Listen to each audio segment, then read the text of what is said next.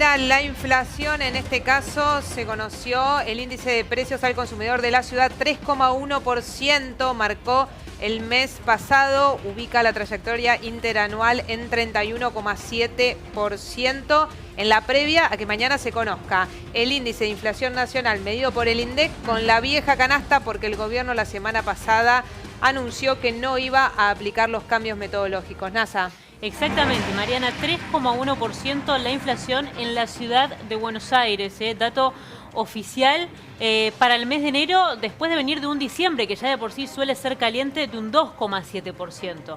Usualmente lo que uno espera es que para enero la inflación baje un poco, ¿no? Respecto de lo que sucede estacionalmente en diciembre, y sin embargo estamos viendo una suba al 3,1%, generando una inflación en términos interanuales del 31,7%. Atención a aquellas divisiones que marcaron la inflación del mes pasado en la ciudad de Buenos Aires.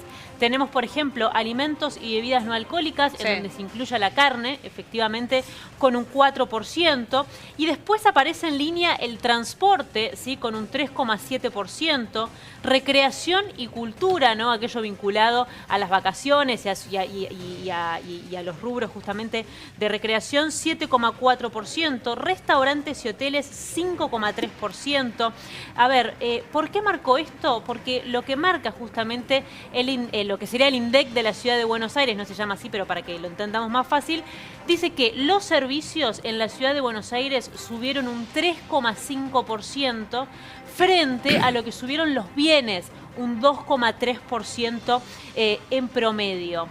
Esto es clave marcarlo, porque la ciudad de Buenos Aires, desde marzo de 2022, ya utiliza la canasta de 2017-2018 y cambió su estructura de ponderación. Actualizada, por eso los servicios pesan más. En donde efectivamente los servicios pesan más. Cambió la encuesta utilizada para medir la inflación, hizo modificaciones propiamente en la canasta, es decir, hizo lo que hoy en día el INDEC ya hizo, pero se resiste a publicar, se resiste a utilizar como índice, ¿no? Y da en la ciudad... No el INDEC, sino el ministro de Economía y el presidente de la Nación. Muy bien dice la aclaración. La incidencia 4,1% no creo que varíe mucho de la nacional.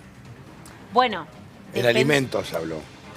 Bueno, la realidad es que se espera una suba importante en los alimentos a nivel nacional.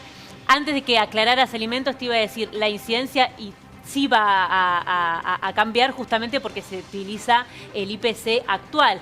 En realidad, lo que correspondería hacer es que, sabiendo que ya el INDEC tiene el IPC actualizado, muestre, para poder hacer una comparación más fidedigna, mañana los dos índices. Claro, no va a pasar. El IPC con la metodología vigente y el IPC con la metodología actualizada. Ahora, que no es solamente... Si estuvieran dispuestos a eso, no, Marco yo te digo Lavagna seguiría siendo... lo que debería suceder. Ahora, no va a suceder. Estos valores se están dando en un contexto que hoy un nuevo aumento de la carne ya venía con un aumento del 25% en el inicio del año. En 2 días, nuevamente un 10% más.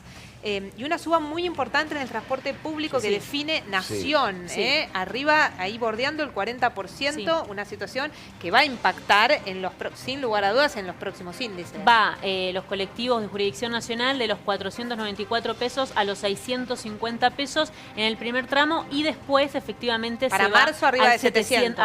Se va a 700 pesos el tramo mínimo, lo cual indica justamente una suba del 41% para cuando lleguemos a ese nivel.